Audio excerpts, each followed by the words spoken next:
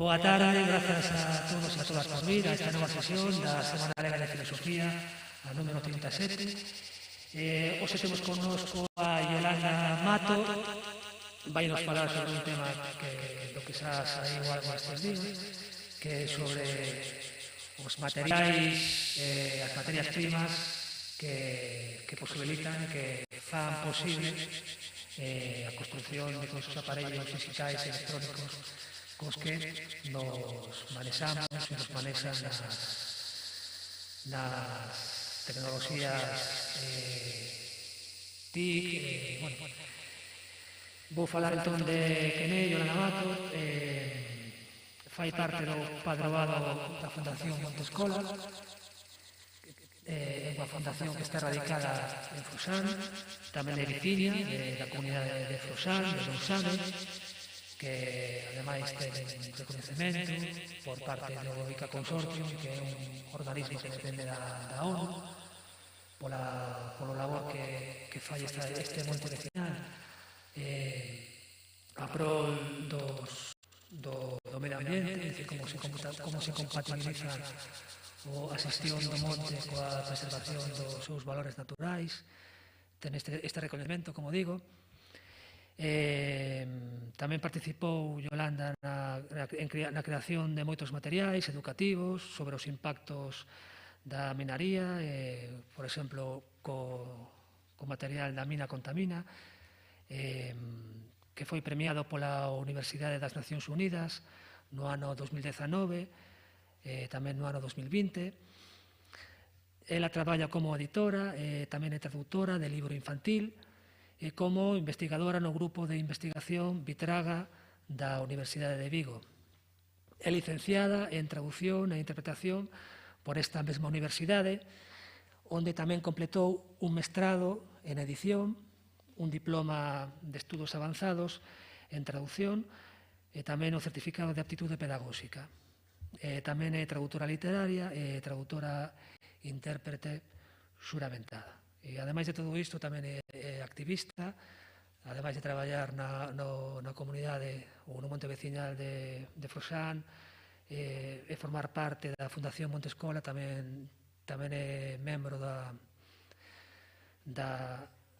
rede contra a migración, que é unha rede que traballa a nivel de toda Galicia, tamén loitando contra os impactos negativos que teñen na contorna ambiental estes proxectos mineiros, como a mina de Touro e a mina de Corcoesto, que foron as que últimamente foron saindo nos medios, e tamén toda a veciñanza deses lugares estivo a mobilizarse para loitar contra elas. E, como dicía antes, o motivo do seu convite á Semana Galega de Filosofía deste ano, Filosofía e Civilización Digital, ten que ver con isto. É dicir, estamos sempre falando da tecnoloxía digital, semellanos que toda esta tecnoloxía está nun mundo etéreo, está na nube, non ten materialidade, pero resulta que non, que isto é unha falsa impresión. Toda esta tecnoloxía depende enormemente dunhas materias primas determinadas que resulta que tamén están en Galiza, que son as terras raras, son o litio, o wolframio, que xa é un mineral xa famoso, onde xa hai moita memoria da súa extracción, o litio, o tántalo, o niobio, son metais que funcionan como conductores eléctricos, que forman parte das baterías eléctricas que teñen todos estes aparellos, e que, como digo, resulta que Galicia ten moito destes minerais e que xa hai moitos proxectos actuais, contemporáneos, que tentan extraelos da nosa terra, e de alguna maneira tamén hai unhas campañas promovidas polos poderes públicos, incluso tamén promovidas por universidades, que tentan, de alguna maneira, facer un lavado de cara sobre a extracción destas materias primas na nosa terra, esquecendo e obviando o enorme impacto ambiental que teñen e como afectan as comunidades locais dos lugares onde se tentan extraer. Así que, sen máis, vos deixo con Yolanda para que nos fale sobre este tema. Grazas. Grasiñas, Ales, antes de nada quero agradecer a Aula Castelao de Filosofía o convite, especialmente a Ales, a todo o público que está hoxe aquí, que vai seguir a conferencia desde as súas casas a través do computador. Como ben apunta Ales, imos falar do extractivismo, mas quero deixar claro que veño en representación da Fundación Montescola, onde sempre traballamos de xeito colaborativo. Entón, esta presentación fíxose con achegas de varias persoas. Confío que ao mellor despois tamén na hora do debate hai algunha delas que está aquí presente, pois que ao mellor podamos abrir o debate, non? Non só a min que veño aquí a presentar esta comunicación, senón tamén a outras persoas que colaboraron na súa redacción, non? Entón, vou primeiro a ver se sei funcionar con isto. Perdoade, hai que poñer a presentación na pantalla.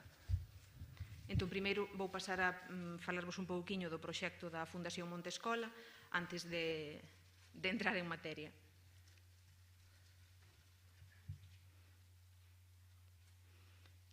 Que máis para atrás? Xa está.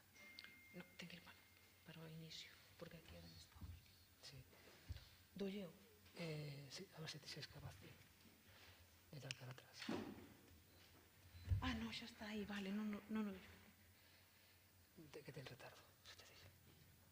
Pero vaise poñer só, supoño. Aí, ou non?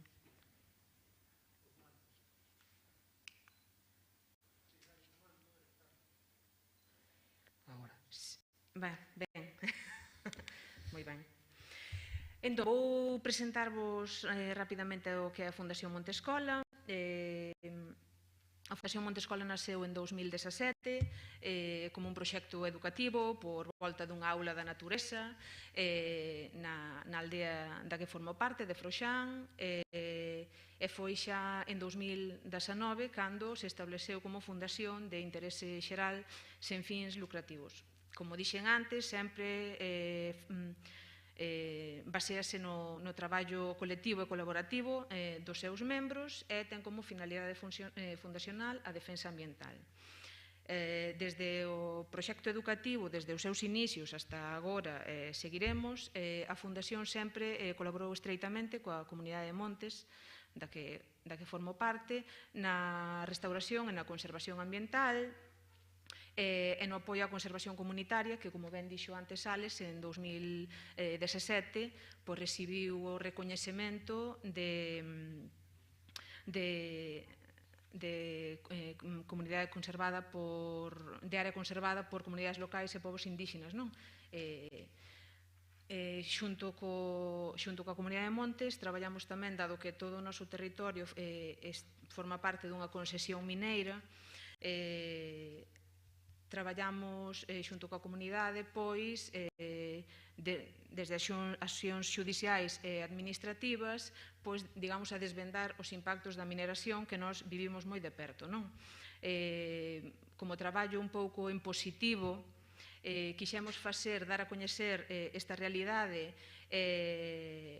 elaboramos unha serie de materiais educativos que se chaman A Mina Contamina, como é o libro este que vedes na foto, que é un libro infantil xuvenil, que conta un pouquiño o que acontece con esta mina que nos afecta a nós particularmente, mas que sería extensivo a outras moitas minas, que vai acompañado dunhas unidades didácticas, tanto para primaria como para secundaria, que se poden descargar libremente para traballar coas crianzas nas escolas e nos institutos, que tamén leva unha adaptación para monicreques no propio libro, e que en 2019 e recentemente en 2020 este material educativo recibiu o premio RSE ás mellores iniciativas pedagóxicas no ámbito da sustentabilidade.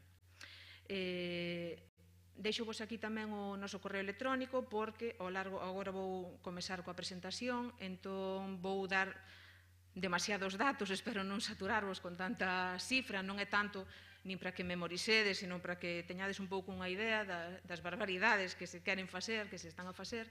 Entón, como digo, ao ser un traballo colaborativo e, ademais, con moitísimos datos, non sempre se inclúen as fontes das que proceden estes datos. Se teñen calquera dúbida, queren saber a fonte ou queren saber máis sobre calquera cousa que aquí se mencione, é anotar o correo electrónico e estaremos encantadas de responder o antes posible, non?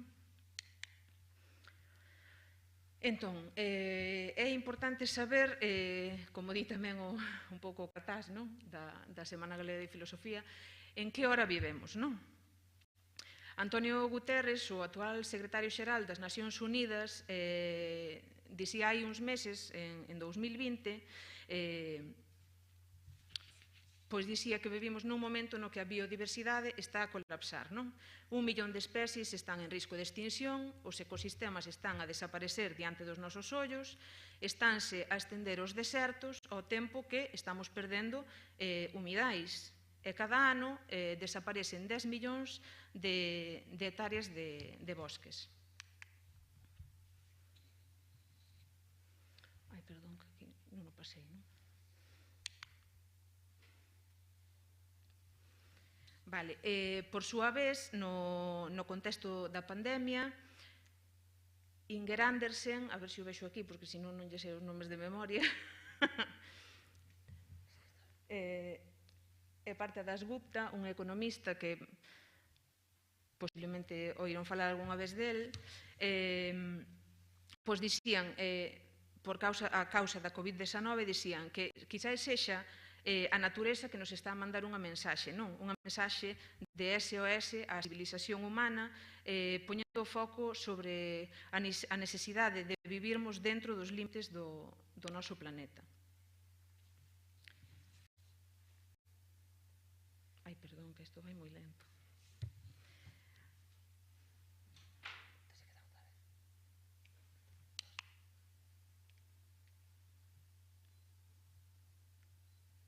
Perdón, estou non facendo mal ou que?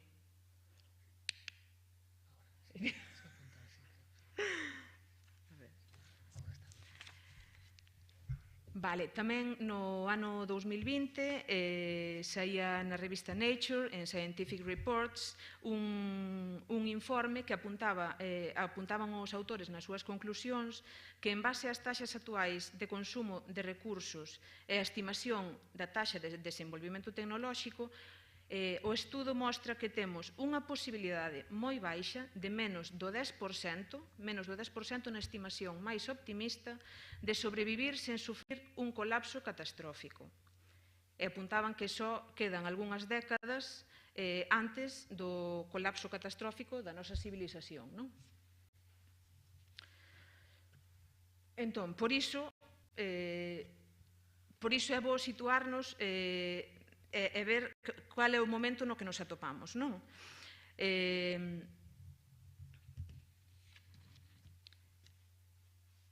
Xa en 2009, na mesma revista, en Nature, Rockstrom e outros preguntábanse cual é o espazo seguro para o desenvolvemento da vida humana, non? E estableceron unha serie de límites planetarios nos quais a vida dentro deses límites é segura, é sostible, non? Eses límites planetarios incluían, pois, a perda de biodiversidade, as mudanzas climáticas, os ciclos bioxeoquímicos, os abusos no uso da terra, a acidificación dos océanos, as mudanzas no uso da auga, a degradación da capa de ozono, o carregamento de aerosóis para a atmósfera e a polución química. Entón, neste esquema, podemos ver na parte verde serían os límites seguros para a vida no planeta, non? E as partes vermellas sería como xa, digamos, ultrapasamos algúns destes límites, non? Pois, por exemplo, para a crise climática, a perda de biodiversidade, que está totalmente ultrapasada.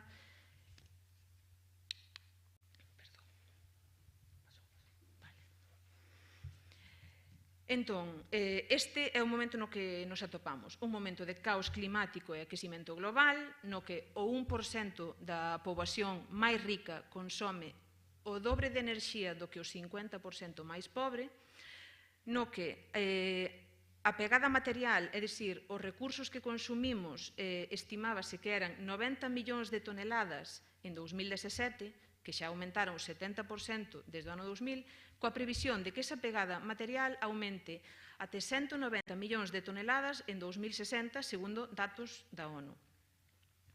A extracción de recursos e o procesamento deses recursos é responsable do 90% da perda de biodiversidade e da metade das emisións de efecto invernadoiro a nivel global.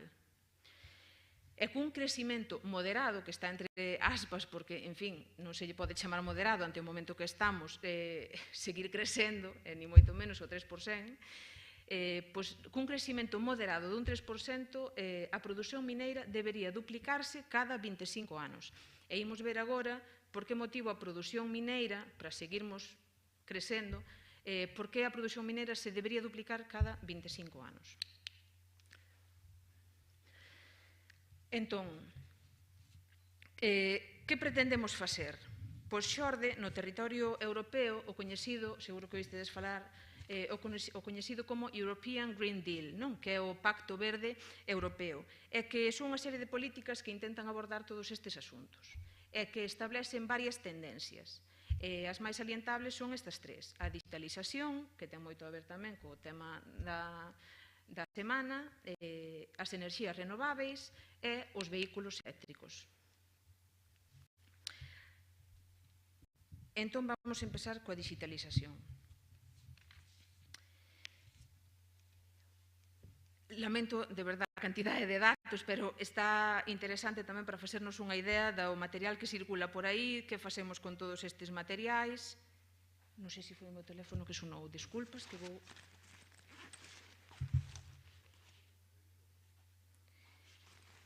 Entón, en 2020 calculábase que había 15.000 millóns de telemóveis no mundo, é dicir, máis do duplo da poboación global.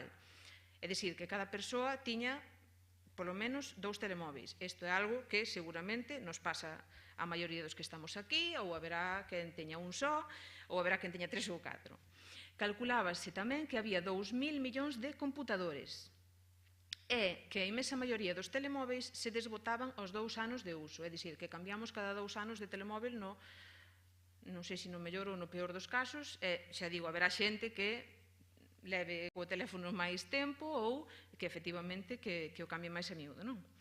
Entón, no ano 2007, o lixo electrónico xerado por todos estes telemóveis era de 44 millóns de toneladas ano, é dicir, o equivalente a 4.500 torres Eiffel. E a previsión para 2050 é de 120 millóns de toneladas de lixo electrónico. Só en Europa mándanse para o lixo 160 millóns de telemóveis ao ano.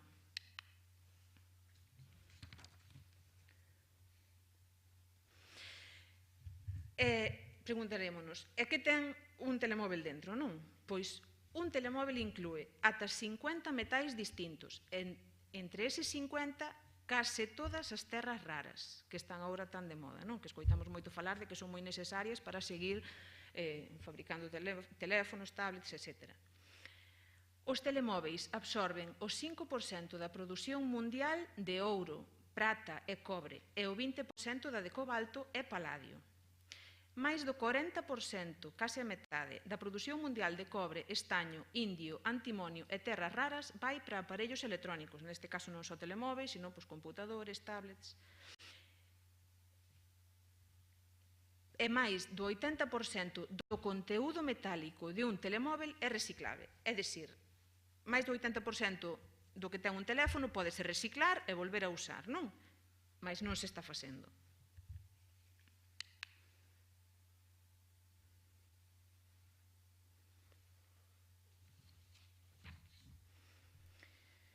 Entón, este dato é interesante porque, como xa vimos, ten moitísimos metais, mais un telemóvel ten 100 veces máis ouro e 10 veces máis wolframio do que unha mina de alto teor. E que é unha mina de alto teor ou unha mina de alta lei?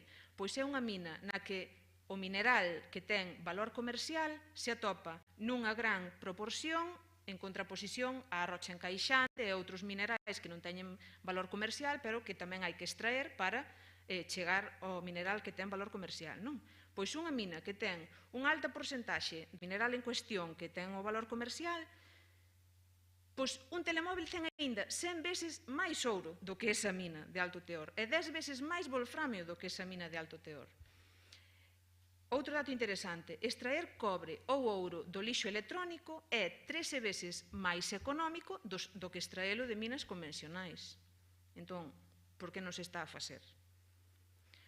Na Unión Europea, en 2020, había máis de 500 millóns de telemóveis non usados almacenados nas casas. Estou segura tamén que moitos dos que estamos aquí, eu a primeira, temos telemóveis no caixón, que non usamos, pero que tampouco levamos a ningún sitio. En fin, é que tampouco se está reciclando, non? O valor do ouro, da prata, do platino, do paladio e do cobre recuperáveis deses telemóveis é de 1.300 millóns de euros.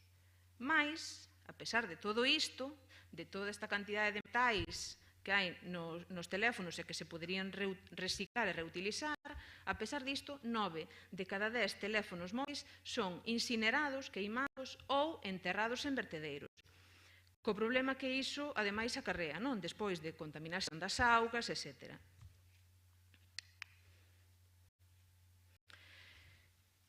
Mais a digitalización non só son os aparellos que usamos, os telemóveis, os computadores, necesitamos tamén unhas redes de telecomunicación para comunicarnos, que se encarguen dos datos que necesitamos, non, para mirar o internet e todas estas cousas. Entón, estímase que as redes TIC absorben o 10% da produción eléctrica. E a previsión é de que absorban até o 50% da produción eléctrica en 2030. Paseime de diapositiva.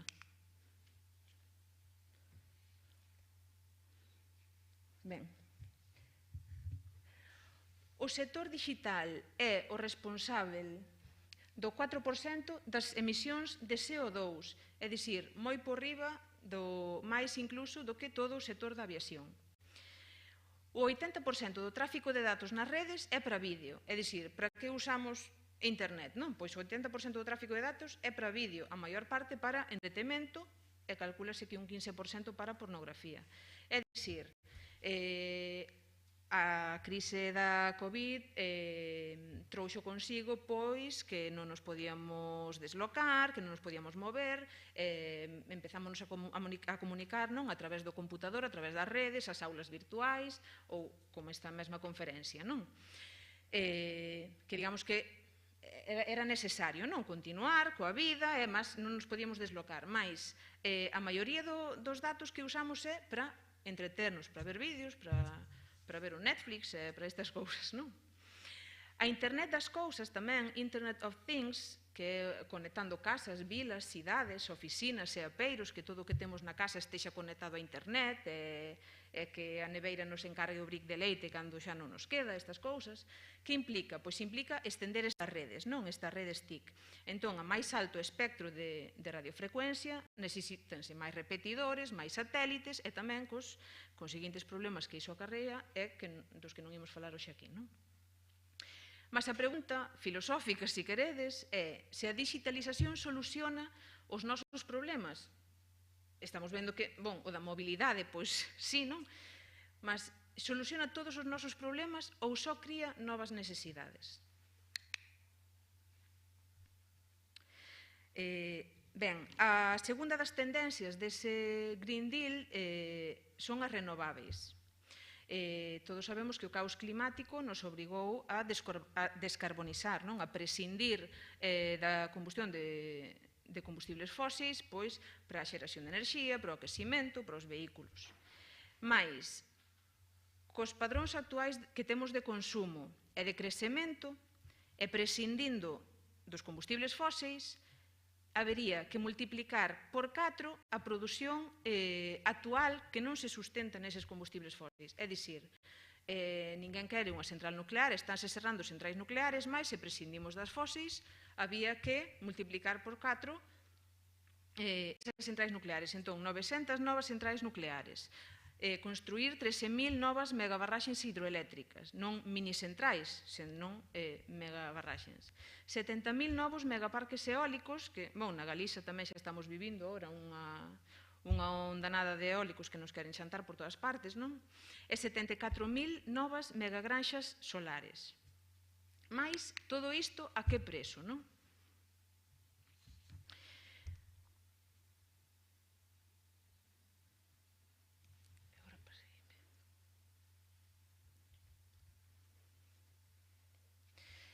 Ben, falamos da renovable eólica, vamos a falar tamén da solar. A solar é unha das renováveis máis intensivas en metais, só por detrás da eólica mariña.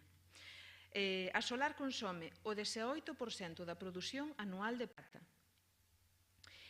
E calcúlase un aumento de 480 xigavatios, non megavatios, en 2018 a 8.000 xigavatios en 2050. Qual tamén é o problema desta enerxía, da enerxía solar? Pois que a vida útil das instalacións é relativamente curta, de 25 anos. Unha granxa solar precisa por cada megavatio de capacidade... agora aquí non teño os datos, que os teño todo traspapelados.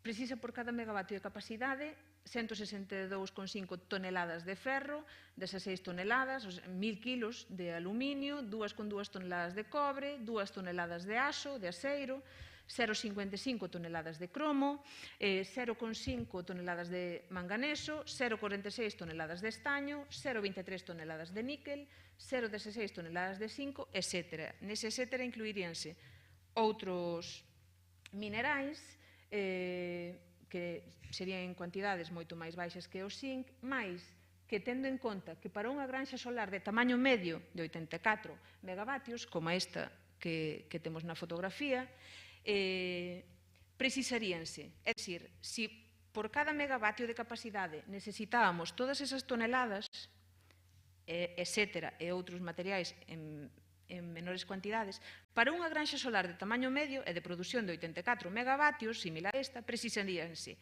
ademais de multiplicar por 84 todos estes datos, pois 4,2 toneladas de molibdeno, 3,92 toneladas de prata, e aquí vemos o dato de que se consome máis do 18% da produción anual de prata, 1,78 toneladas de chumbo, 530 kilos de titanio, 390 kilos de telurio, etc.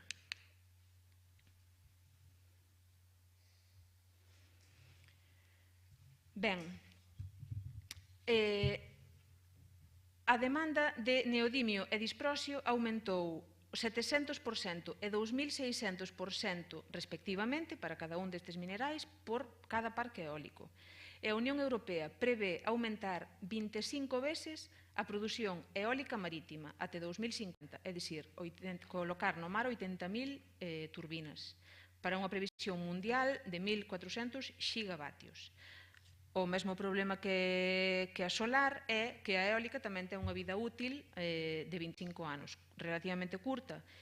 Como non se está tampouco reaproveitando nin reciclando ningún dos seus componentes, o que se fai moitas veces é enterrar. Aquí vemos enterrar as aspas neste caso, non? Como vemos nesta foto. A eólica precisa por cada megavatio de capacidade 22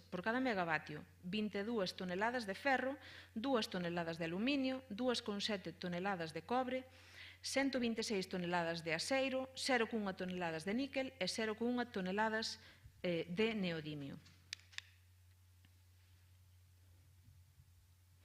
Mas qual é o problema tamén das renováveis? Que claro, nós, cando no inverno lle damos duro á calefacción, cos combustibles fóseis, pois hai que queimar máis. Queimas máis carbón, queimas máis petróleo e tes o aquecimento. Pero as renováveis funcionan, neste caso, co aire, non co vento e co sol.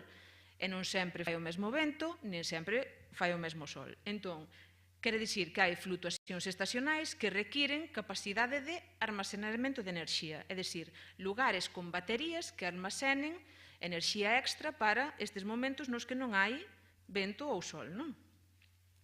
Entón, só para garantir un período de 4 semanas no inverno, é dicir, un mes de inverno, no que haxa pouca produción solar e pouca produción eólica, precisaríanse 6 millóns de estacións de armazenamento de 100 megavatios cada unha. Aquí nesta foto tendes unha estación de armazenamento de tamaño medio en Australia, que é a Hornsdale Power Reserve, que é de Tesla. Pois imaginadevos que aquí, para garantir un mes no inverno, con pouca luz, pouco vento, necesitaríamos 6 millóns de estacións de armazenamento como estas. Estas estacións, usando como referencia esta da foto, precisarían 8 millóns de toneladas de cobre, 4 millóns de toneladas de aluminio, 7,4 millóns de toneladas de níquel, antes estábamos falando sempre de toneladas, pero agora xa son millóns de toneladas, 1,3 millóns de toneladas de cobalto, 1 millón de toneladas de litio e 10,7 millóns de toneladas de grafito. Entón, parece que estamos moi dispostos a ser as renováveis, parece que é maravilloso, que agora sube o gasoil e acabase o petróleo, non pasa nada, vamos de cara ás renováveis, que é todo moi verde, moi sustentável, mas renováveis para facer o qué? Só o 10% da produción eléctrica pérdese nas redes de transmisión e de distribución. En algúns países as perdas supoñen hasta o 50% de enerxía producida.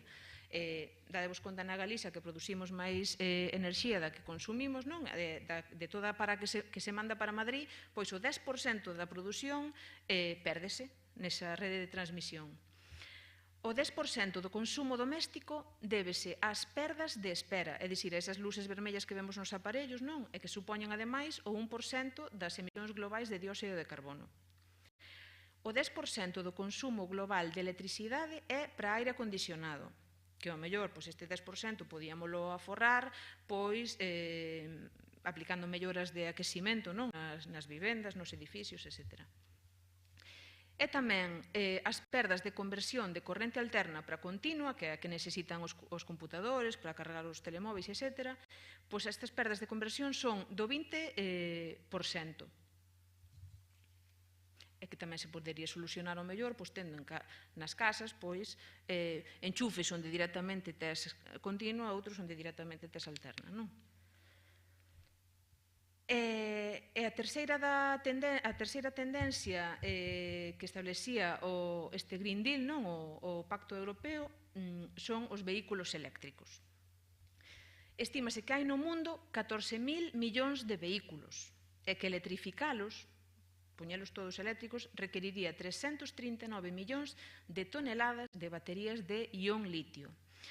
A partir de agora voume referir sempre a baterías de ión litio porque, digamos que son as máis utilizadas, non? Aínda que hai outras, mas son as máis estendidas. E son os datos só para baterías de ión litio.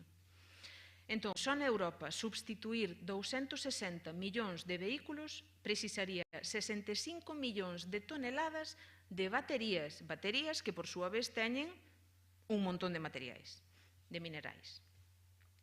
Calcúlase que electrificar o tránsito marítimo, que basicamente é do que depende hoxe todo o comercio internacional, calcúlase que uns 100.000 buques, pois electrificar eses buques implicaría 451 millóns de toneladas de baterías. É dicir, en total, excluindo convoios, avións e as baterías que se usarían para armazenamento, estamos falando de 790 millóns de toneladas de baterías de ión litio.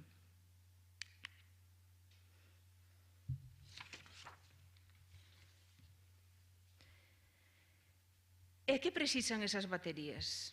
Ben, vemos aquí a batería, non é as plaquiñas que van colocadas nos carros, pois 790 millóns de toneladas de baterías para electrificar todos eses carros precisarían, porque as baterías non só levan litio, levan outros minerais, 134,3 millóns de toneladas de cobre, 63,2 millóns de toneladas de aluminio, 120 millóns de toneladas de níquel, 22 millóns de toneladas de cobalto, 17,1 millóns de toneladas de litio e 173,8 millóns de toneladas de grafito.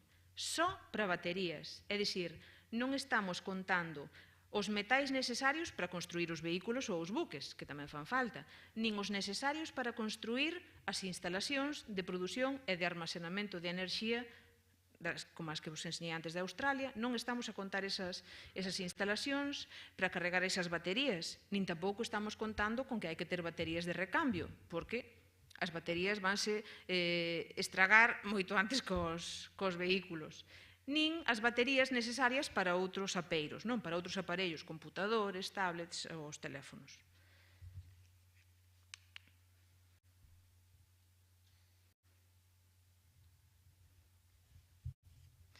Entón,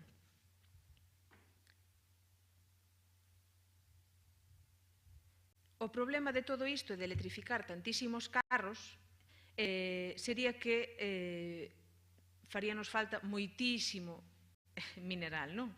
Entón, a demanda de metais para vehículos eléctricos para algúns minerais excede as reservas mundiais, como é o caso do níquel, que se estima que hai 90 millóns de toneladas de reservas fronte aos 120 millóns de toneladas que se precisarían, e o cobalto, cuxas reservas son de 3,6 millóns de toneladas fronte aos 22 millóns de toneladas que se necesitarían. Xa falando do litio, esgotaríase por completo e para sempre as súas reservas. Que máis implica electrificar todos estes vehículos? Pois implica extraer máis cobre nos próximos 30 anos do que nos últimos 7.000. É dicir, tardamos 7.000 anos en minar o 50% do cobre do mundo. Sacamos para fora a metade do cobre que hai no mundo en 7.000 anos. E acabaremos co outro 50% en só 30 anos.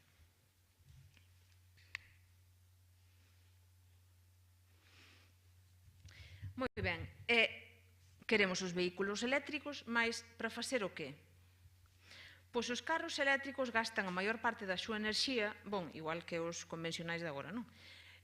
Movendo 1 ou 2 toneladas do seu propio peso e para mover entre 1 ou 2 persoas. A maior parte dos desplazamentos en carro son para distancias curtas que se poderían facer a pé ou en bicicleta. E isto é un dato curioso. Os carros, incluindo os eléctricos, pasan o 95% do seu tempo estacionados, é dicir, sin se mover.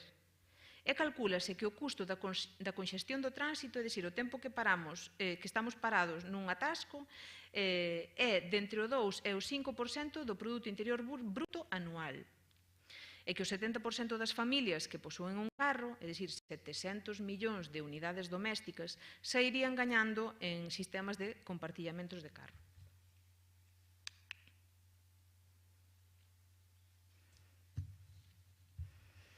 Entón, cal é a idea?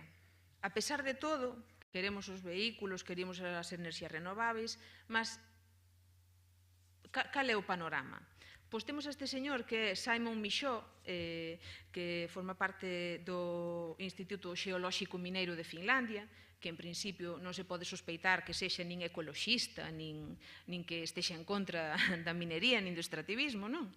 Pois este señor di: pensamos que imos reemplazar un sistema industrial complexo que tardou máis de un século en construírse utilizando a fonte de enerxía máis caloríficamente densa que o mundo coñeceu nunca, é dicir, o petróleo. Barato e en cantidades abundantes, con crédito financiero ao noso dispor e recursos minerais ilimitados. Pois pensamos que imos reemplazar este sistema xustamente no momento en que temos enerxía moi cara, un sistema financiero frágil e saturado con deuda. Non temos suficientes minerais e hai unha poboación humana sen precedentes a vivir nun medio ambiente en deterioro.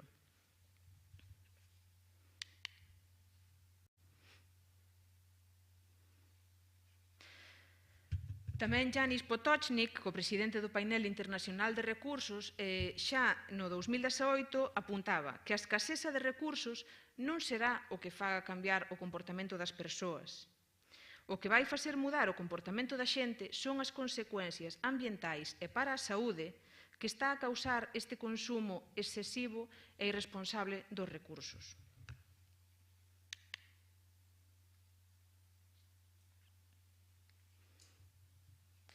Porque, claro, extraer estes recursos ten uns custos, non? E uns impactos.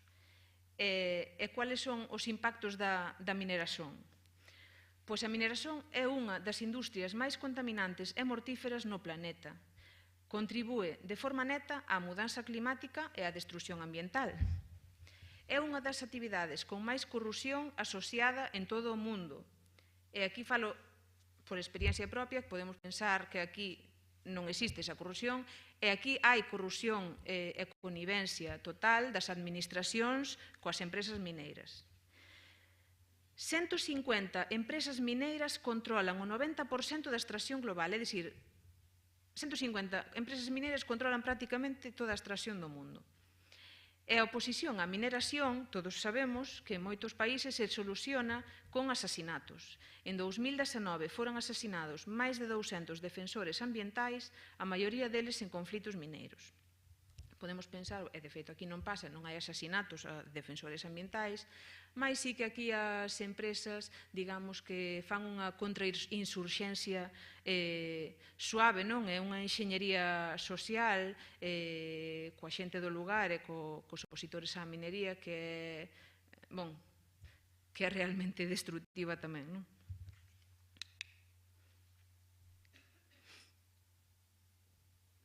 Tamén se fala de que ali onde hai, nos lugares onde teñen, pois non podemos dicir boa sorte, senón a má sorte de posuir eses recursos, fálase da maldición dos recursos, non? Porque en moitos lugares dispor destes recursos o que provoca é a prolongación e a vulnerabilidade ás guerras, a inestabilidade política e a mala gobernanza, non? Derivada tamén precisamente desta corrupción. Os impactos da mineración tamén convirten as terras de povos indígenas e comunidades locais en zonas de sacrificio, a través das expropiacións ou dos desaloxamentos. Non, pois en nome do progreso tes que ir da túa casa, tes que abandonar a túa aldea e todo o que ali tes. Non, pois pasou na India que 2,55 millóns de persoas foron deslocadas por minas entre 1950 e 1990. É dicir, case a poboación total da Galiza tivo que marchar para outro lado por causa da actividade mineira, non? Do extractivismo. E todos coñecemos os abusos da man de obra, non? En 2020, máis de 1 millón de crianzas traballando en minas e asasinatos en movimentos sindicais.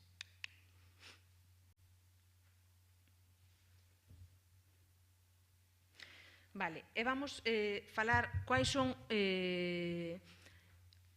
digamos, os impactos máis visibles, non? Da actividade extractiva. Empezamos polas presas de residuos, todos sabemos que últimamente, en 2019 foi moi sonada de Brumadinho, que saiu nos medios, e aínda hai pouco tamén rebentou outra presa no Brasil, mas esta por algún motivo intentou taparse, que non saíse nos medios. Pois en 2019 a de Brumadinho no Brasil saldouse con 250 mortos, con unha cidade devastada, con 12 millóns de metros cúbicos de lodos vertidos e con 300 kilómetros de ríos contaminados. Uns anos antes, en Mariana, tamén no Brasil, a mesma empresa, a Vale, unha presa desta empresa, que rompeu, provocou 19 mortos, 43,7 millóns de metros cúbicos de lodos e 650 kilómetros de ríos contaminados que foron parar, como vemos nesta fotografía, ao Océano Atlántico. Tamén en 2014, en Mount Polley, en Canadá, vertéronse 21 millóns de metros cúbicos pola falla dunha presa, non? Mas podemos pensar que isto non pasa aquí, que isto é América e tal. Mas Europa é a segunda rexión con máis fallas de depósitos de residuos. E só por citar algúns dos máis sonados, todos nos lembramos de Aznalcóllar no ano 98, a de Baía Mare en Rumanía, ou, por exemplo, a de Talvivaara en 2012 na Finlandia, que tamén podemos ter a Finlandia como exemplo de moitas cousas, pois aí tamén as presas rompen, ou Cobre las Cruces en 2019 e temos aí en Huelva Río Tinto que non sabemos o que vai pasar. Tamén na Galiza temos rexistro de roturas de presas, como por exemplo a Piquito, que contaminou o río Xuvia até chegar á ría de Ferrol no ano 55, a de Presqueiras no ano 59, onde agora se quere abrir unha mina de litio, a de San Fins, que é a que me toca a min de perto, que rompeu no 1960, Monteneme no 2014, e Alcoa, que temos aí na Mariña, e que tamén vai ser a crónica dun desastre anunciado, non?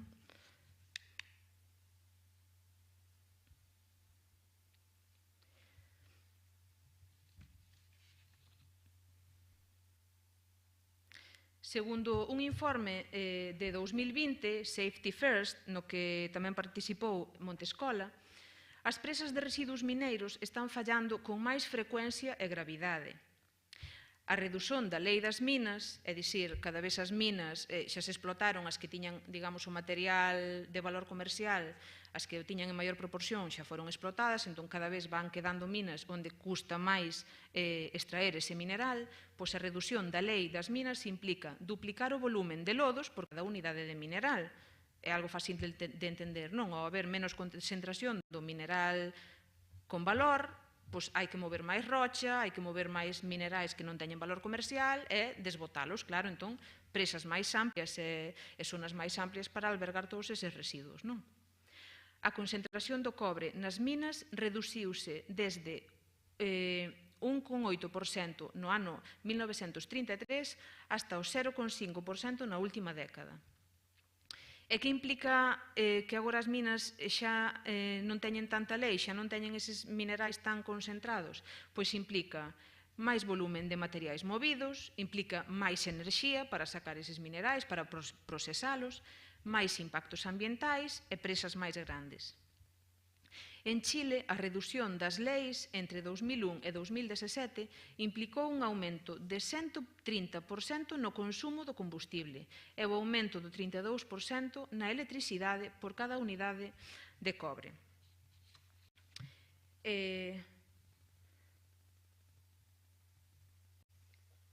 Entón, a ONU, no Panel Internacional de Recursos, en 2011, dicía que hoxe, daquela en 2011, dependendo do metal en cuestión, fai falta mover 3 veces máis materiais para extraer a mesma cantidade de mineral do que fai un século, non? Coas correspondentes implicacións na afectación do territorio, na contaminación das augas e no consumo enerxético, que é o que acabamos de falar.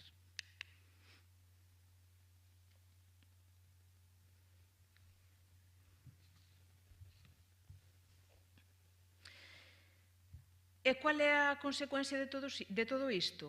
Pois a mineración no 2018 implicaba o 10% das emisións de gases de efeito estufa no sector de enerxía, no efeito invernadeiro. O European Environmental Bureau en 2019 dicía: é necesaria máis enerxía para extraer máis minerais. Isto é o conto da pescadilla que se morde a cola, non? Necesitamos máis enerxía para extraer máis minerais que necesitamos para construir máis infraestructuras de produción de enerxía.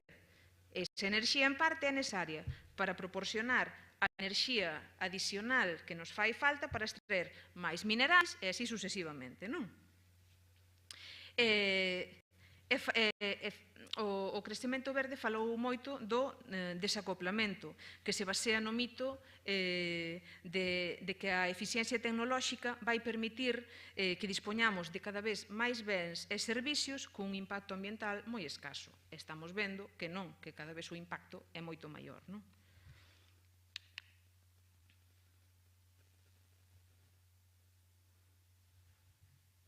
Vale, outro problema dos impactos da minería son as drenaxes ácidas de mina. Seguro que moi pouca xente aquí escoitou falar algunha vez do que son as drenaxes ácidas de mina, non? É un problema de contaminación que se debe á disolución dos metais pesados que hai nas rochas e que acidifican moito a auga, non? O remover as rochas para extraer os minerais, eses minerais quedan expostos á intemperie, a auga e o oxígeno, e disólvense de maneira que acidifican as augas.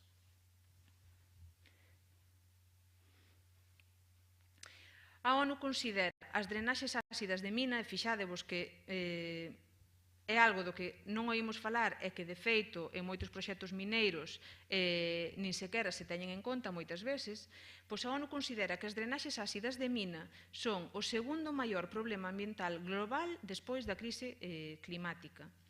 Metais pesados estamos falando do arsénico, do mercurio, do chumbo, do cadmio, que ademais son metais bioacumulables, é dicir, unha vez que entran no noso corpo non se eliminan. E os ríos Tinto e o Diel, o de Huelva, que son o que vemos na foto, contribúen co 37% do zinc e co 15% do cobre que todos os ríos do planeta verten aos mares e océanos do mundo. É dicir, do que verten todos os ríos do mundo aos mares e océanos, só o Tinto e o Diel, que son uns regatos, contribúen só eles co 37% do zinc e co 15% do cobre. A contaminación por metais pesados é responsable da acumulación de mercurio, cadmio e chumbo no peixe. Todos sabemos que hai especies que non se poden comer, no Mediterráneo tamén, por acumulacións de metais pesados, e que incluso son perxudiciais para crianzas, para mulleres grávidas, non? Ademais, teñense constatado doenzas graves en persoas que viven en poboados mineiros, non? Ou en sitios contaminados polas drenaxes ácidas de mina. Por exemplo, en Sierra Minera de Cartagena, en Murcia, as crianzas presentan elevados niveis de mercurio, de chumbo, de arsénico e de outros metais pesados no seu corpo.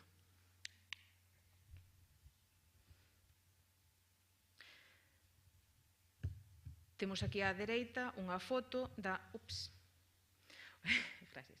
Unha foto da presa de residuos mineiros que está en Sanfins, que é a mina que está prácticamente ao lado da miña casa, e vemos como escoan, non os metais pesados, mas sí o óxido de ferro neste caso, que é o que se ve, e eses metais pesados son os que dese río a 7 kilómetros acaban na ría de Noia. É dicir, desta presa á ría de Muros Noia hai 7 kilómetros. Ben, pois nunha análise de estudos de impacto ambiental en 2006 concluíuse que quase todas as minas ignoraban ou subestimaban o problema das drenaxes ácidas de mina nos seus estudos de impacto ambiental, non? Que é o que vos comentaba antes. É un problema sistematicamente ignorado polas administracións, incluso eminencias das universidades din que toda esa contaminación é natural, que as rochas contaminan así e que non é por andar a remover aí nas pedras, sino que as pedras contaminan de por sí. E isto dino. Entón, na Galiza temos a contaminación constante en Touro, que houve unha mina de cobre, que verte na ría da Arousa, en Sanfins, como esta da foto, que verte na ría de Noia, Barilongo no río Xallas, ou Monteneme na costa de Bergantiños.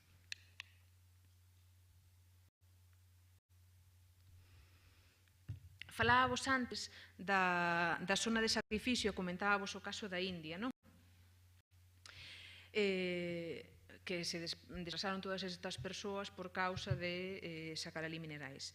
Ben, pois este mapa que vedes aquí apareceu en setembro do 2020 nunha comunicación, o mapa de abaixo, nunha comunicación sobre materias primas críticas da Comisión Europea, e que en el vemos tamén aí na Galiza, o que pasa que faltan puntiños, inclúe depósitos de litio, de Presqueiras, que falábamos antes, de Doade, Alama, Covelo, Avión, Forcarei, depósitos de níquel, cobre e cobalto en Santa Comba, as minas de estaño e wolframio en Sanfins, en Lousame, Barilongo en Santa Comba, Barxas na Gudiña, Valtreixal, etc.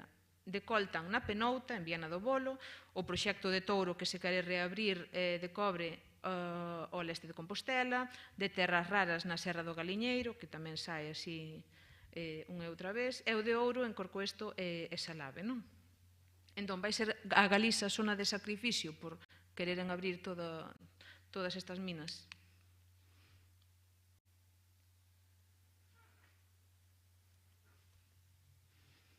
Vale. Entón,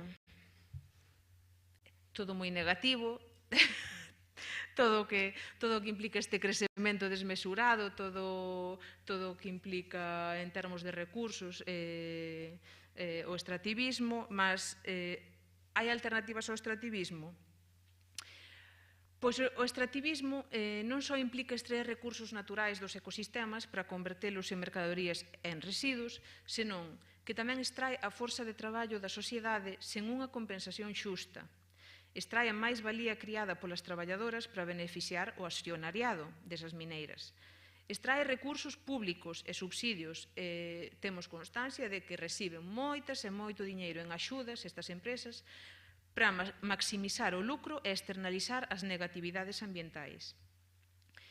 E, como todos sabemos, extrae recursos do sur global e zonas periféricas para as consumir no norte global e nas rexións máis ricas, deixando as negatividades e os impactos detrás.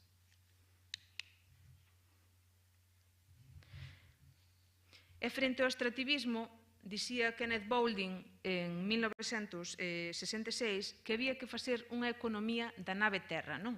Frente ao extractivismo da economía do vaqueiro, cunha lógica de explotación limitada que arrasa con todo, non? Supremacista, pois, que había que facer unha economía da nave terra. Ver a terra como unha nave, non? Como unha nave espacial única, sen reservas ilimitadas de nada, como así é, tanto para extraer como almacenar os residuos que se xeran, e, por tanto, os humanos temos que encontrar o noso lugar nese sistema ecolóxico cíclico.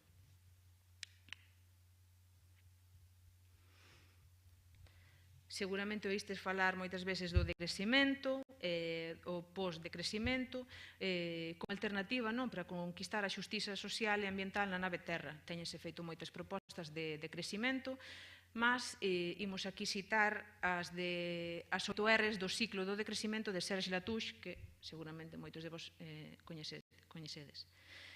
Como son: reavaliar o que é importante, reconceituar nocións como riqueza, pobreza, valor, carencia, abundancia, reestruturar a estrutura productiva e relacións sociais de acordo con novos valores, redistribuir a riqueza e o acceso aos recursos entre o norte e o sur e entre clases, xeracións e individuos, relocalizar a produción e o consumo.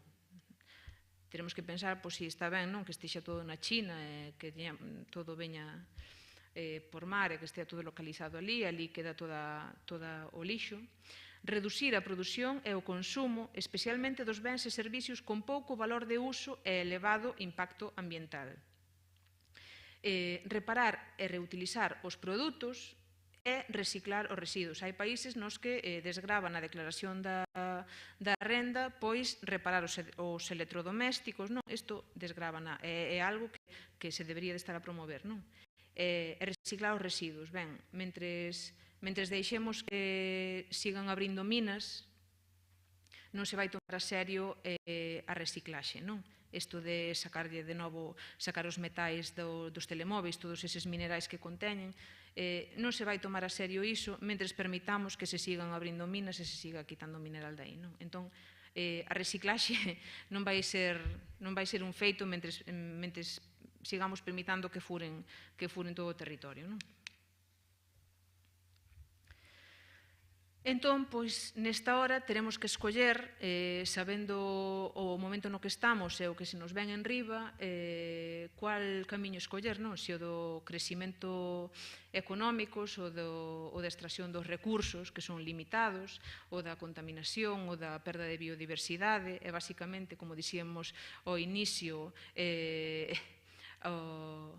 que a nosa civilización, digamos, sufra un colapso catastrófico, ou o camiño da suficiencia, do bo vivir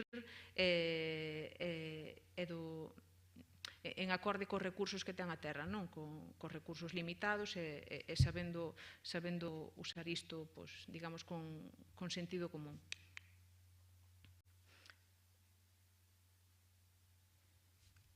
Como rezaba o cartaz que puxen tamén ao inicio, o home que non sabe en que hora vive, sabemos en que hora vivemos? Desde Montescola consideramos que precisamente estamos na das escollas máis importantes, non? Moitísimas grazas en nome da xente que formamos a Fundación Montescola. Xa digo, sinto este mogollón de datos, creo que é importante para... Non sabemos ao mellor cantos son millóns de toneladas, pero facémonos unha idea da aberración que supón todo isto, non? Agora, se queredes, abrimos o debate. Tamén teño un compañeiro que axudou con este estudo e que tamén poderá responder seguramente por algunha das vosas preguntas. Non sei se poderíamos, como Ti consideras que vamos ben de tempo para poñer este vídeo? Son as 7:05. Son 4 minutos. Sí, Podemos poñer o vídeo? Non temos a persoa que o pon. Nada, o vídeo... Nada, son 4 minutos. Era para incentivar un pouquiño o debate, pero non fai falta nin velo, se non queredes. Se non pode ser.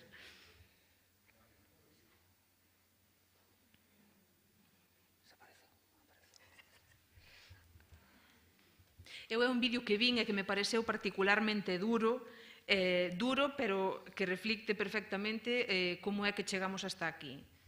Incluso dá moitísima rabia. Estálo vendo, en fin, xa o veredes agora é de deseños animados, pero está moi ben.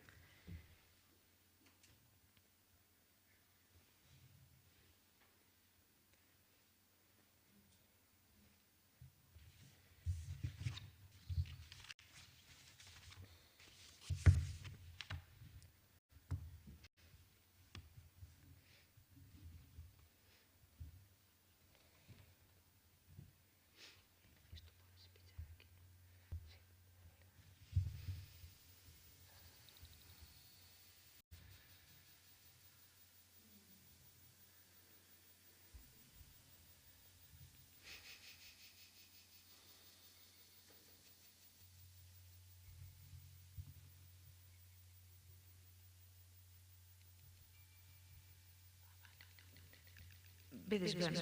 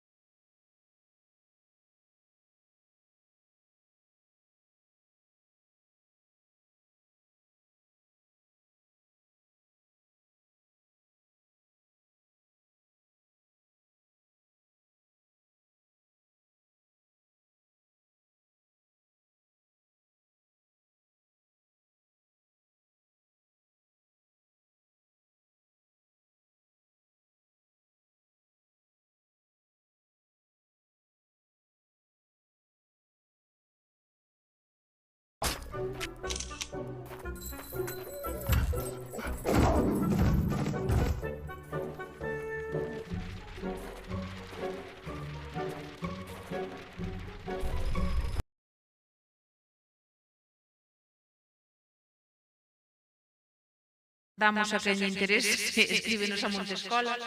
Aquí víamos un pouquiño a economía do vaqueiro, non? Que era este señor. Representando a civilización humana, claro. Vale, moi ben, grazas, Yolanda, pola túa conferencia.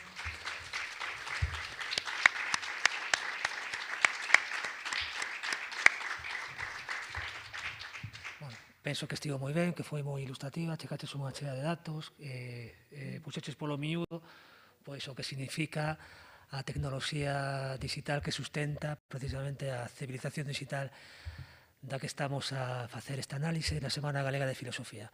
Entón agora, como ben dixo Yolanda, que quera intervir e facer preguntas, pois que o indique, e un compañeiro da aula pois achegarase co micrófono para que o poidamos escoitar todos.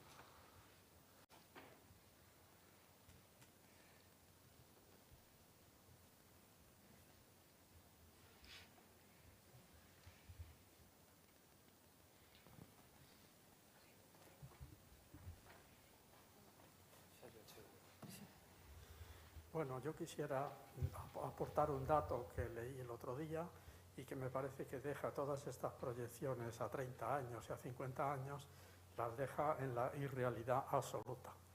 Y ese dato es que dentro de solo 4 años, que estaremos en el 2025, parece que la producción de petróleo se puede reducir a la mitad, sobre todo por desinversión, porque ya no resulta rentable el invertir, a las compañías ya no les resulta rentable invertir en nuevas prospecciones, con lo cual resulta que o hay grandes inyecciones de dinero público para mantener a esas compañías, o esas compañías se van a otros sectores, porque la lógica del beneficio sigue siendo que si yo tengo un capital, pues lo pongo allí donde me rente más.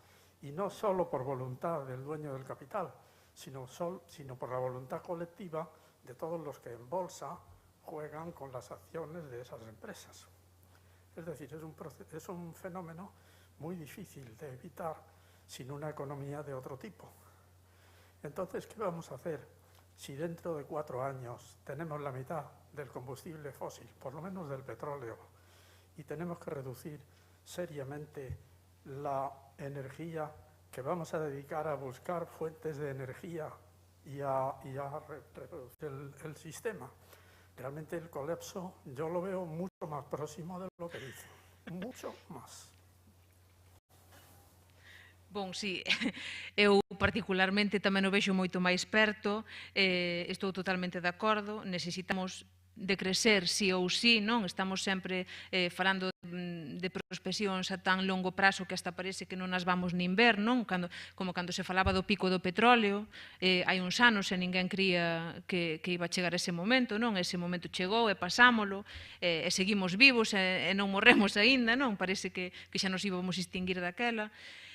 Sí, efectivamente, o camiño, as prospeccións están aí, pero é que o cambio témolo que dar desde xa, non? Os límites do planeta son os que son, digamos que canto antes vayamos camiñando cara á senda da sustentabilidade, non? E do bo vivir, digamos que menos batacazo nos imos levar, non?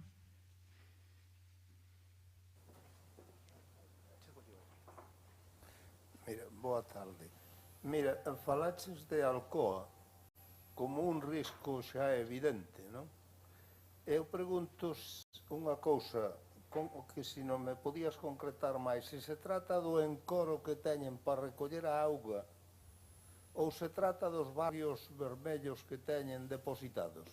Se podías aclararme un pouco nada máis isto. Gracias. Sí, efectivamente, da presa de recollida de lodos, non? Derivadas do tratamento do aluminio. Efectivamente, iso vermello, que vertería directamente para o mar.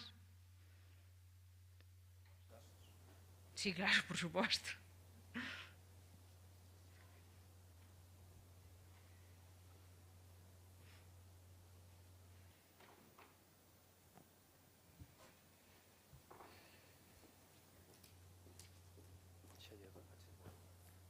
Boa tarde.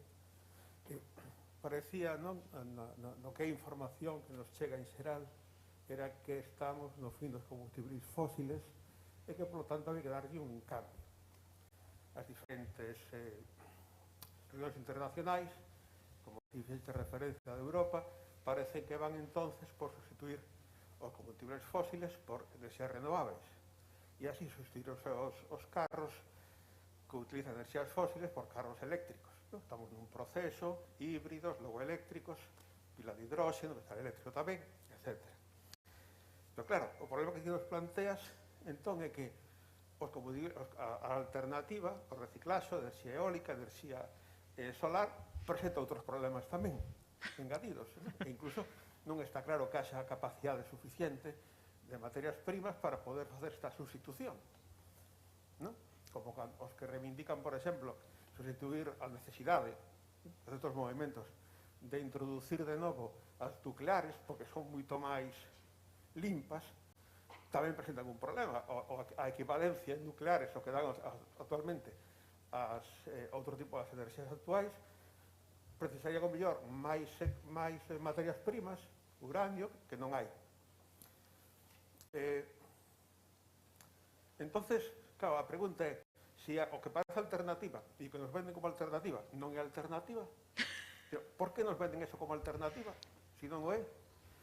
E en segundo lugar, ti falas de que unha mellora iría, pues, por exemplo, por reciclar. Pero sería suficiente reciclar? Ou reciclar sería, digamos, un apaño, porque a fin de contas o problema seguiría subsistindo? Cal é a causa real entonces e cal sería a alternativa nesta situación? Gracias. Ben, póñennosla como alternativa porque a idea é seguir crecendo. En ningún momento nos poñen como alternativa. A alternativa de decrecer, non? Do poscrecemento non é para os gobernantes unha alternativa. Entón, a alternativa é, pois, vámoslo sustituir con enerxías verdes, renováveis, que parece que non contaminan, que é todo, que pos hai un poste, que parece que está feito non sei de que, de aire, non se di todos estes datos, non, do que consumen. Entón, por que o poñen como alternativa? Porque a idea é seguir crecendo. Entón, se seguimos crecendo, temos que seguir extraendo minerais da terra, temos que seguir acabando cos recursos da terra, non? Qual é a alternativa? Pois a alternativa é, hoxe en día, temos, por moito que haxa xente que non lle guste, digamos, temos que volver á economía do rural, non? Das nosas aboas, das nosas bisaboas, onde tiñan a economía do aproveitamento do porco, non? Do porco aproveitase todo e nada se tira. Pois hoxe en día non se aproveita nada, todo se tira. Pois temos que volver á economía do porco, de aproveitar todo. Entón, o que non podemos é pensar en que imos seguir crecendo a costa duns recursos que están chegando ao seu límite e que se acaban, non? O que pasa que, claro, os políticos, os gobernantes, as grandes empresas extractivistas non nos van a sacar na tele que tes que deixar de consumir porque non é o que queren. A alternativa é seguir consumindo e seguir rematando cos recursos da terra, non?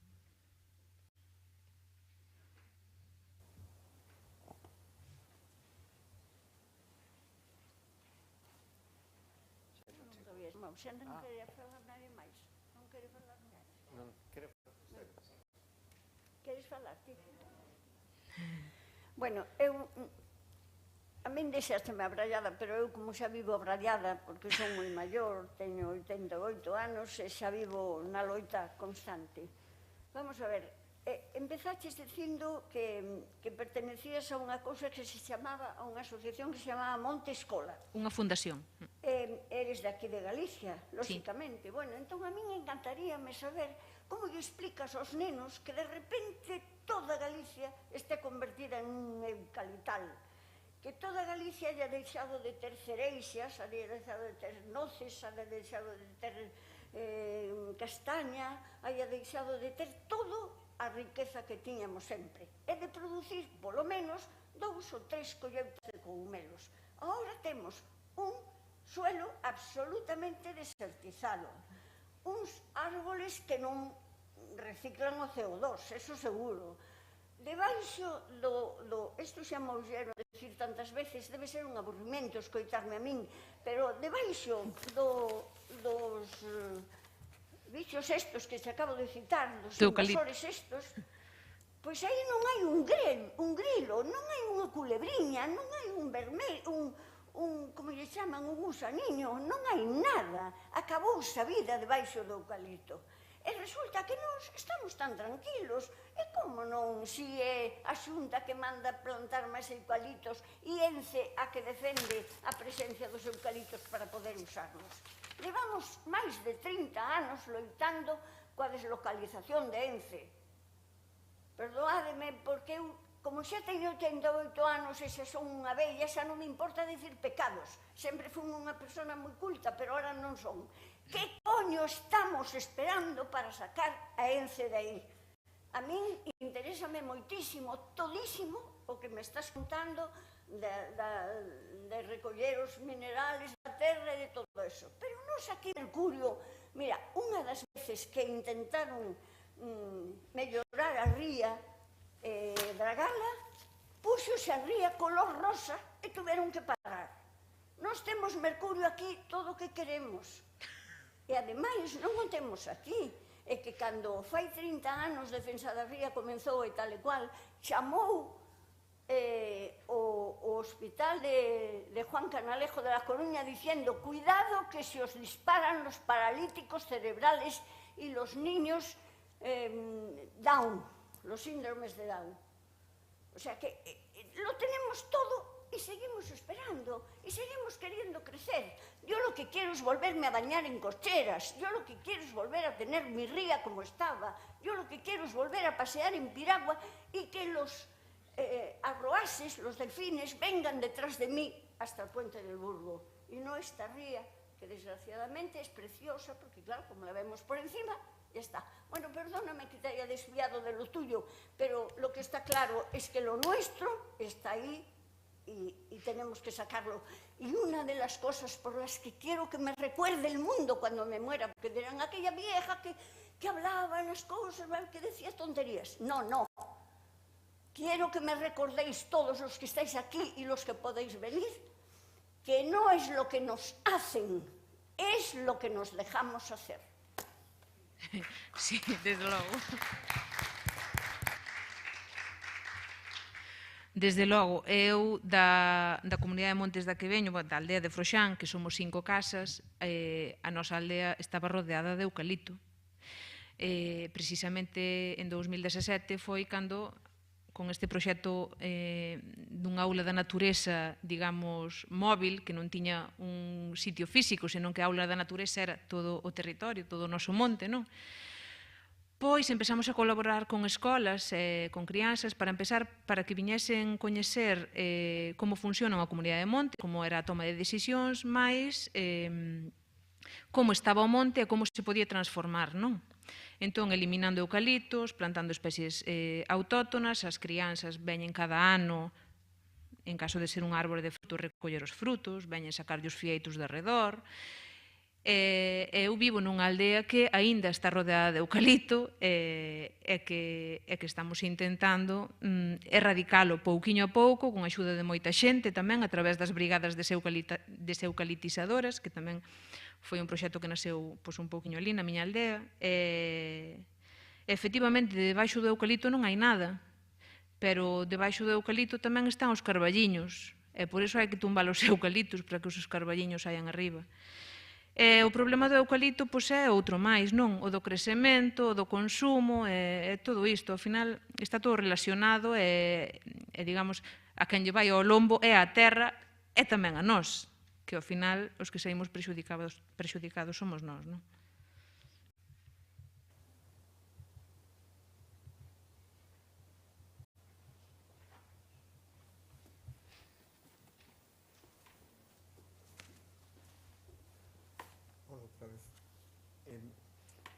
Soise utilizar moitas veces escoita, utilizar o nome negacionistas para os que negan o cambio climático.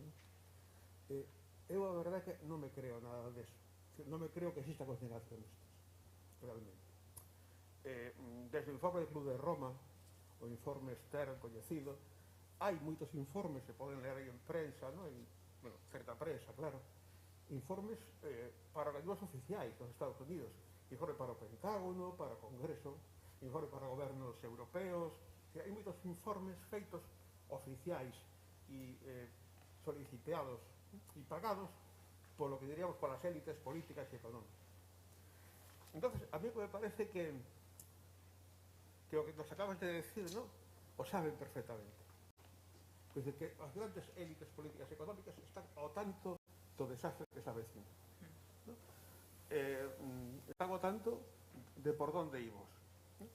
A mí isto me recorda o caso dos bancos de peixes.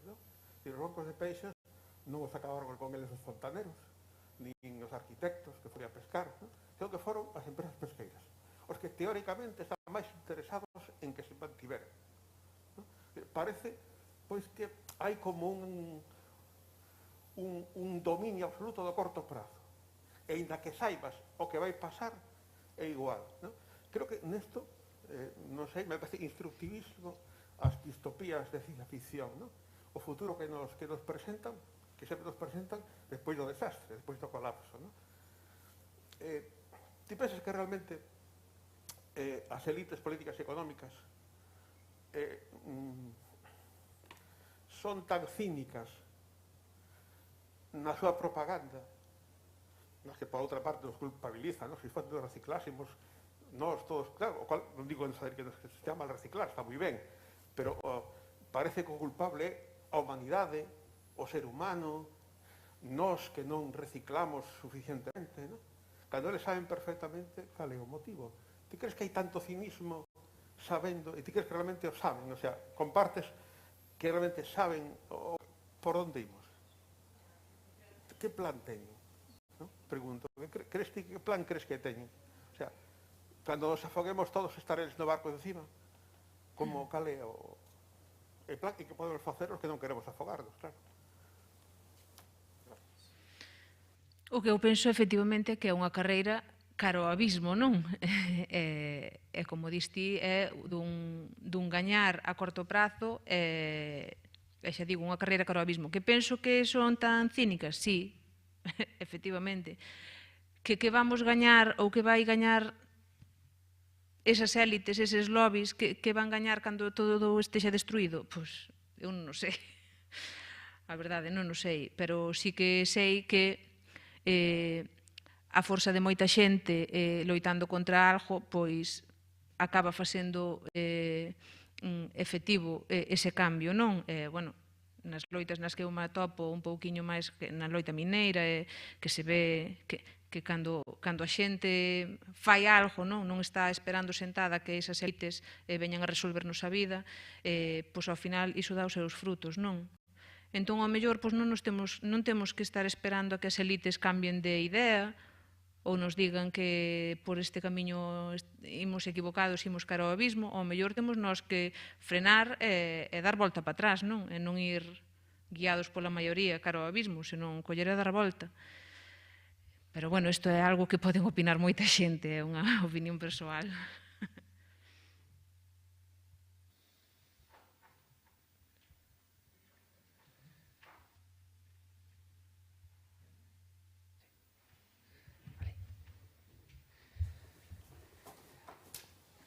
Mire unha cousiña, gustaríame, se que pode ou quere, que nos falara un pouquiño da xeotérmica, porque ao mellor tampouco é o tema que vai incluir aquí, é igual é unha especie de falacia isto, como teñen en Islandia, pero de maneira natural, que aproveitan a enerxía xeotérmica porque a teñen tamén a flor de terra, vamos.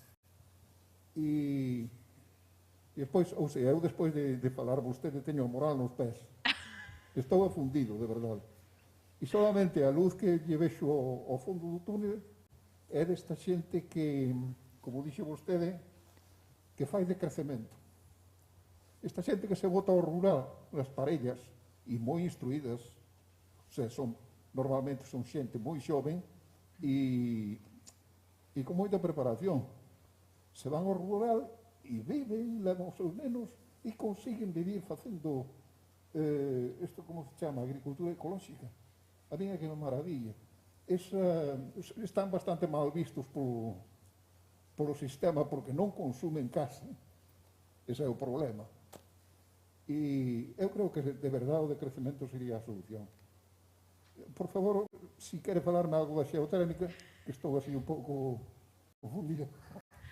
A ver, eu da xeotérmia o único que sei é que a día de hoxe é un sistema de aquecimento para as vivendas estupendo, pero que a día de hoxe é carísimo instalalo. Sei, basicamente porque eu estou a facer unha casa e non o puden nin valorar, porque económicamente era tremendo, non? No noso caso, vou falar por experiencia propia, ao mellor podo lle dar a palabra ao meu compañeiro Xoán, que non sei se ten tanta idea de min como a min da xeotérmia, mas voulles comentar no meu caso particular o que nós fixemos na construción da nosa casa é que é un sistema bo, espero que funcione, é o sistema do pozo canadiano, ou hai sitios que se chama pozo canadiano, noutros pozo provenzal, non?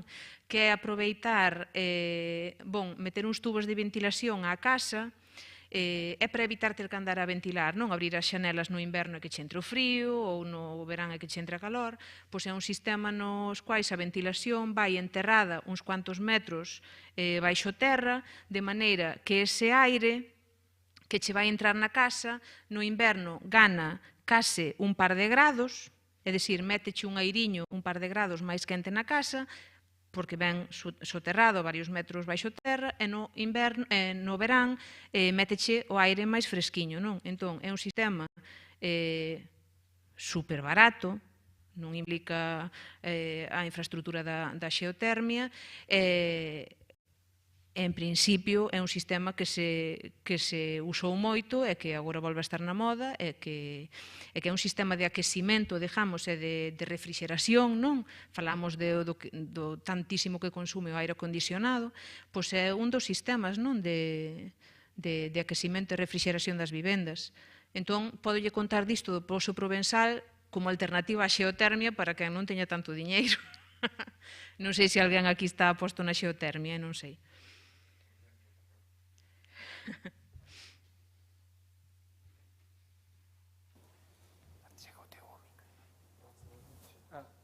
Vale, tiña algunhas dúbidas.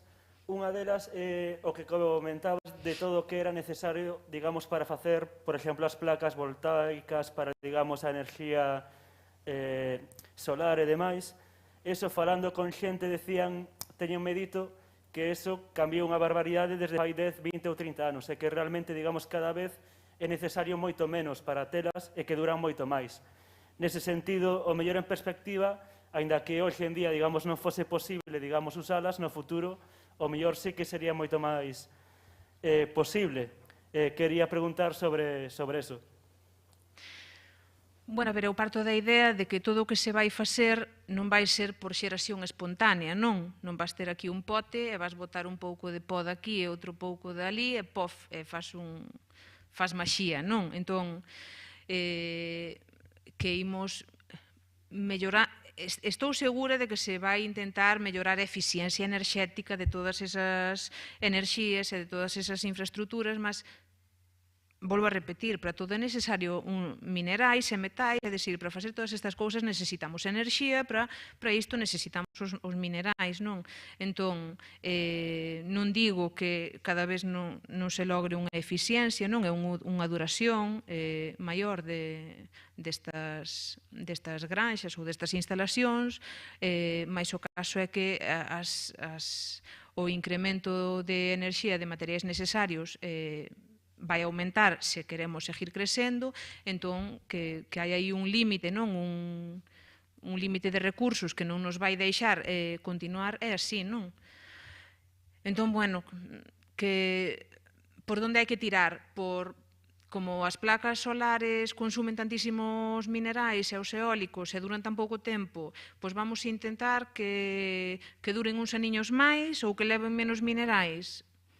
Vale, pero hasta que estean feitos de algo que non teñamos que extraer da terra, non sei se vai chegar algún día ese momento, se é a ciencia ficción, non? De momento, claro, temos que facer as cousas co que temos na terra, e estamos yo sacando a terra.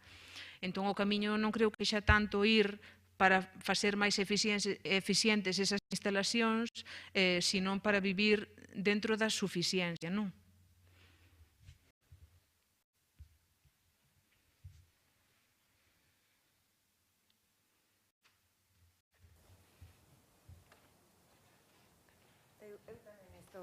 Pouco abrallada, porque, vamos a ver, tardouse casi un século ou así en conseguir o estado do bienestar que temos. E a nosa sociedade, de arriba a baixo, está basada no consumo. Demostróunoslo a pandemia. Entón, para poder cambiar utilizar novas formas de enerxía e sair adiante, eu non vexo máis saída que cambiar a sociedade. E iso vai levar a mellor un século, dous ou os que fagan falta, porque está moito máis consolidada que a anterior. Non sei, é unha desesperanza total isto. Bon, eu sinto moito, non pretendía ser aquí catastrófica, non? Ao mellor, claro, con todos estes datos e con todos estes informes que nos veñen da ONU de colapsar a nosa civilización e as estimacións máis optimistas que son super pesimistas, non? Sí, efectivamente, o cambio terá que vir da sociedade, non? E como dicía unha cita que apuntaba aí no estudo, dicía que, claro, os cambios o que vai facer que nos movamos vai ser precisamente a repercusión que teña no ambiente e na saúde, non? Ao final parece que só vamos actuar cando esteamos moi apretados, non? Entón, claro, o ideal é o decrecemento antes de, mentres o poidamos facer un pouco ordenadamente e sen que quede tampouco moita xente polo camiño, non? O resto sería, pois, iso, unha catástrofe.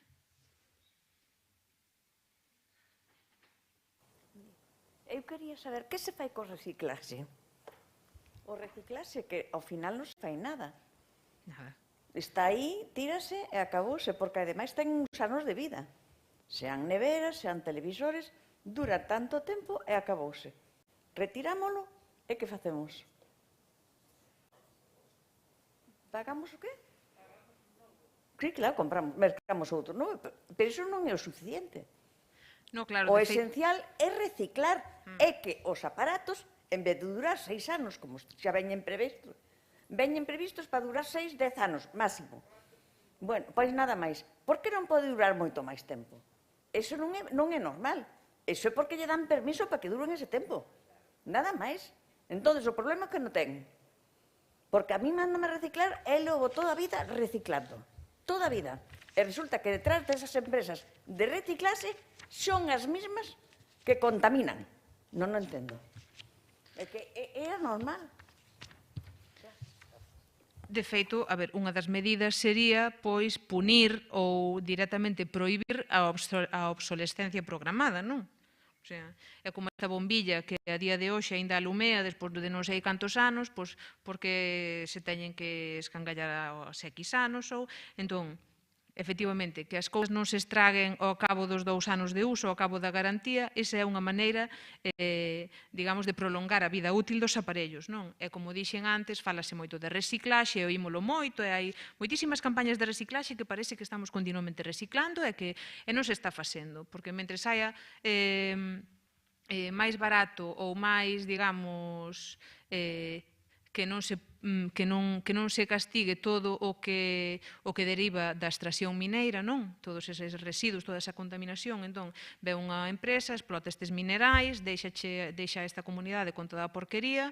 Entón, mentres iso siga sendo o normal e non implique ningún tipo de regulación ou de supervisión por parte das autoridades, a reciclaxe vai seguir sendo propaganda, aínda que vemos que, efectivamente, en moitos casos saliría moito máis barato e hai concentracións moitísimo máis altas nun telemóvel que nunha mina, non? Entón, por que non estás empezando a facer iso? Pois, porque, claro, tamén os lobbies mineiros das empresas extractivas, pois, claro, é un lobby moi grande, en connivencia cos gobernos, xa falamos, non, das axudas e da corrupción, entón...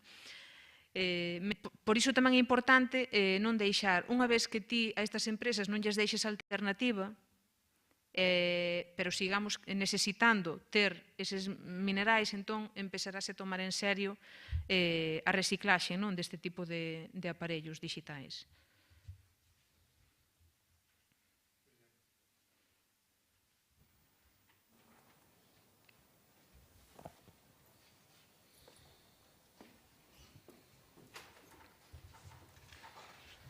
Boas. Tiña outra dúbida que ten que ver con todo isto do decrecentismo, porque era eso, tal como amosabas, o dilema non pode ser o coches, digamos, con gasolina ou eléctricos, porque en ningún dos lados imos ben. Xa para empezar, co mesmo modelo da gasolina, se, digamos, todos os asiáticos seguiran o mesmo modelo que os europeos, xa sería inviable, non existe a posibilidade de tantos coches. E o mesmo, pois, como vimos tamén cos eléctricos. Logo o modelo debe de ser ir cara, digamos, transporte público, no que, digamos, este modelo de que cada persoa teña o seu propio coche desapareza.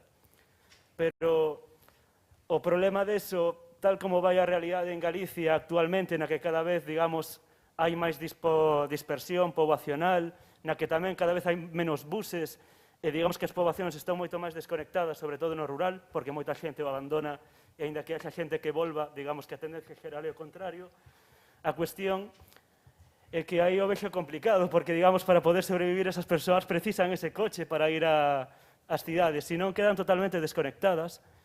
E ao mesmo tempo, vexo unha cuestión tamén que teño comentado con xente que me fixo pensar que o tema de que a dispersión tampouco é que sexa moi eficiente a nivel ecolóxico en canto todo o gasto necesario para as canles para conectar a auga, a electricidade. Digamos que canto máis disperso, o gasto é maior para poder conectar todo eso. Dar uns servizos, digamos que nunha rúa na que hai un montón de casas é moito máis sinxelo que onde estea moito máis dispersas.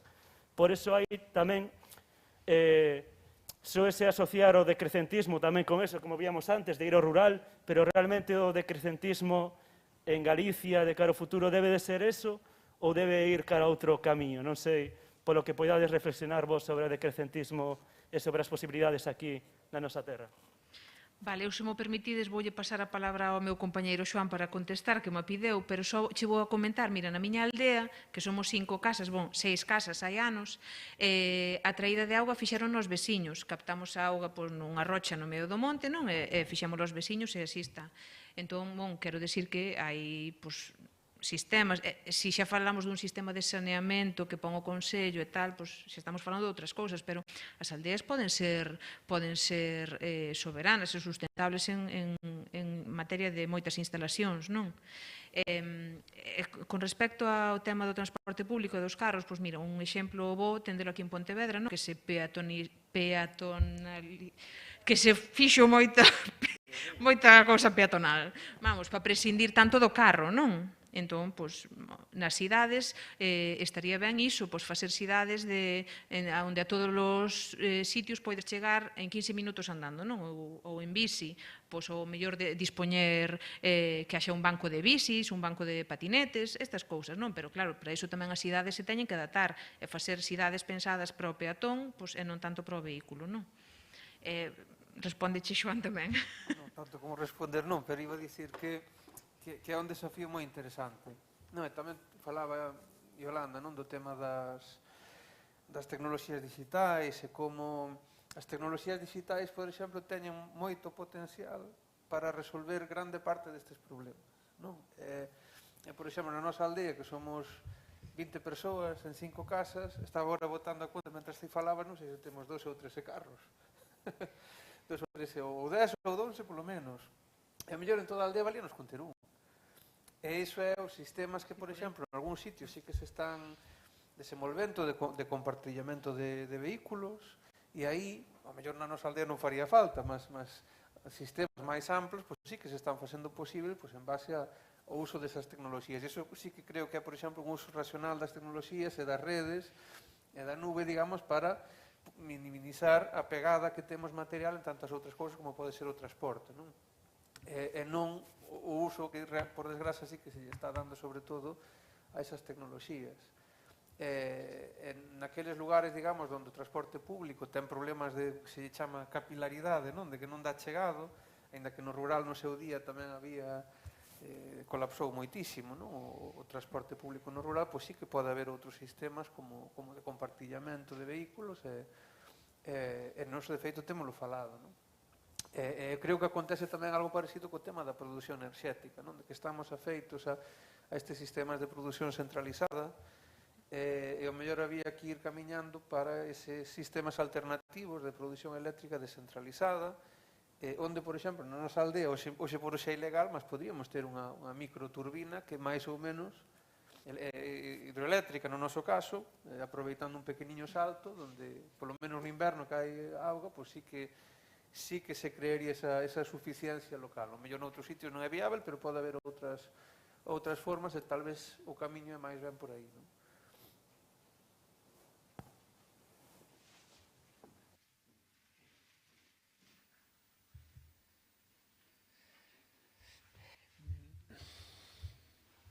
Ben, se non hai máis preguntas, logo, pois xa damos por rematada a sesión de hoxe pola tarde. Lembramos que mañá ás 11:30 continuaremos coas sesións de mañá. Moitas grazas, Yolanda, e moitas grazas a vos por asistir. Ata mañá.